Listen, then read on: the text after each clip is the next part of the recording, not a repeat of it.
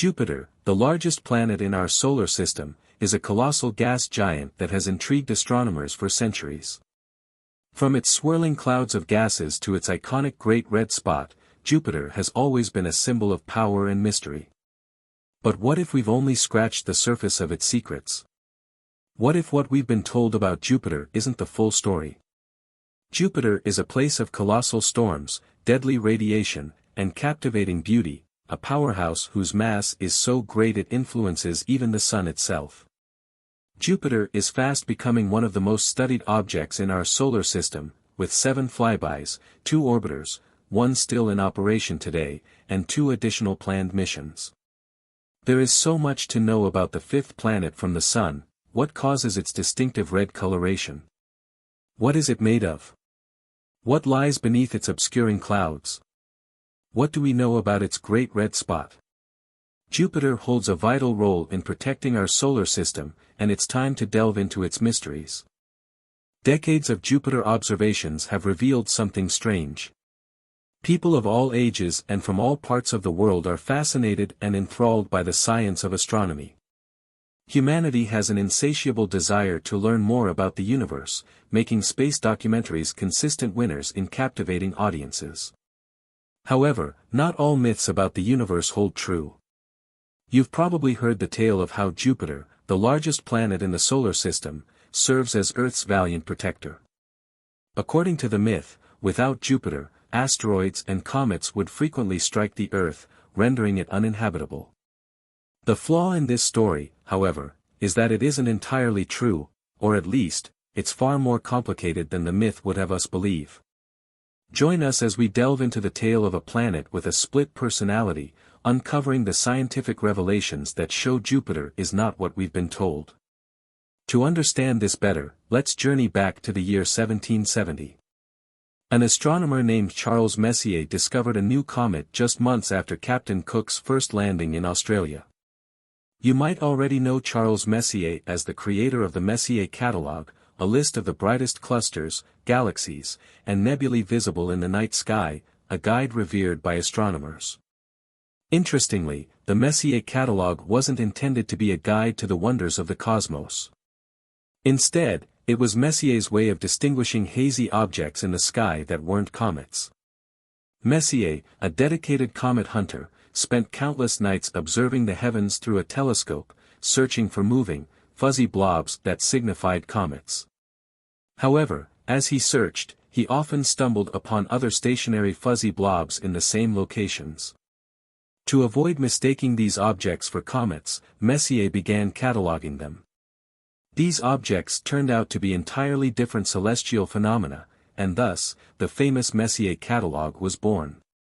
While he successfully catalogued over 100 of the sky's most beautiful objects, Messier also discovered several real comets during his career. One of Messier's most remarkable comet discoveries came in 1770. This comet quickly grew in size and brightness, becoming visible to the naked eye within days. However, it soon became clear that this was no ordinary comet.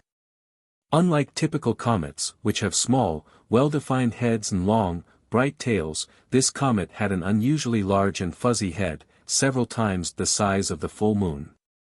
On July 1, 1770, the comet reached its closest point to Earth, blazing across the sky at an unprecedented speed.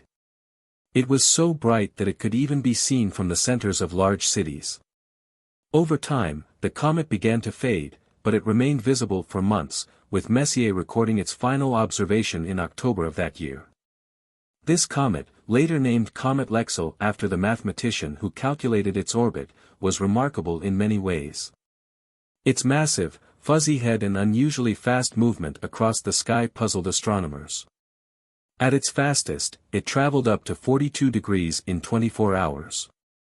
The comet also brightened rapidly, an unusual trait for celestial objects of its kind. These strange characteristics were eventually explained. The comet had passed extremely close to Earth, closer than any other observed cometary flyby. At its nearest point, it was only 2.2 million miles away, about 6 times the distance between the Earth and the Moon. This proximity explained the comet's rapid movement, odd appearance, and sudden brightening. However, the same studies that clarified these peculiarities revealed another surprising fact. The comet had an orbital period of just 5.58 years, making it part of what is now known as a short period or Jupiter family comet. The solar system now has several hundred such comets, but Lexell's comet stood out for its brightness. Why hadn't it been seen before? Why was it not observed in 1764 or 1759 if it orbited the Sun every 5.5 years? It almost appeared as though it had suddenly accelerated toward Earth. When scientists extrapolated Comet Lexell's trajectory backward and forward through time, they discovered that Jupiter, the most massive planet in the solar system, was to blame for the comet's abrupt appearance and equally abrupt disappearance. It was discovered that the comet had traveled on an orbit that would have brought it nowhere near the Earth in 1767. Instead, it had approached Jupiter. It was probably one of the group of objects known as centaurs, which are icy cometary nuclei kept in cold storage in the outer solar system. Nevertheless, as it swung past the greatest planet in the solar system, Jupiter's gravity seized hold of it and pushed it inward, causing it to change to a new orbit with a period of 5.58 years and bringing it dangerously near to Earth. In other words, it tossed something at us that never would have reached our planet otherwise.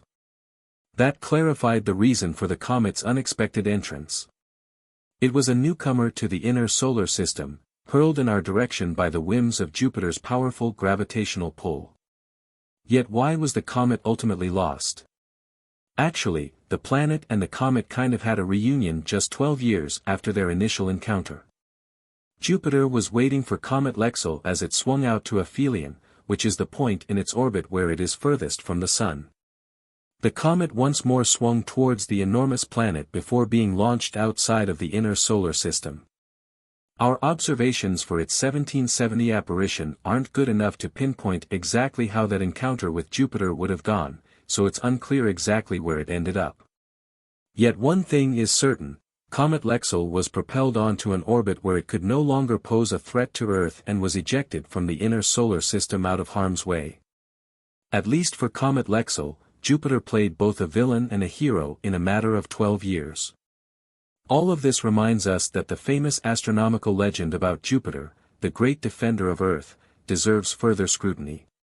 Does our enormous neighbor actually protect us from collisions and provide us with the room we require for life to exist and flourish on Earth, or does it serve a more sinister purpose, endangering Earth with debris from orbits that would otherwise pass far beyond it?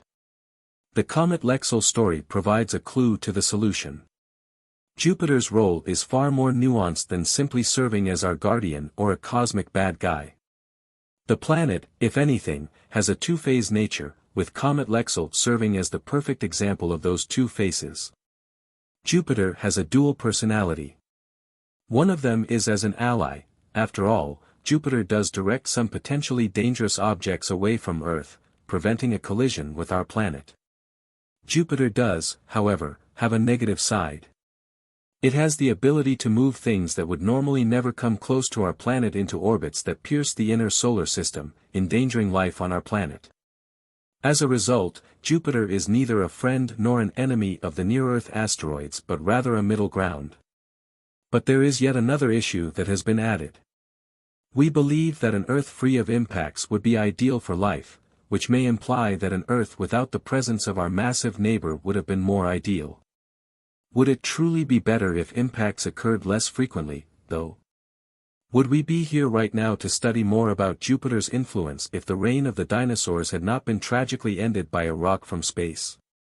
Looking further back during the formation of the Earth, it's possible that impacts from asteroids hurled our way by Jupiter were a significant factor in ensuring that the planet developed into the wonderful, habitable world we know today.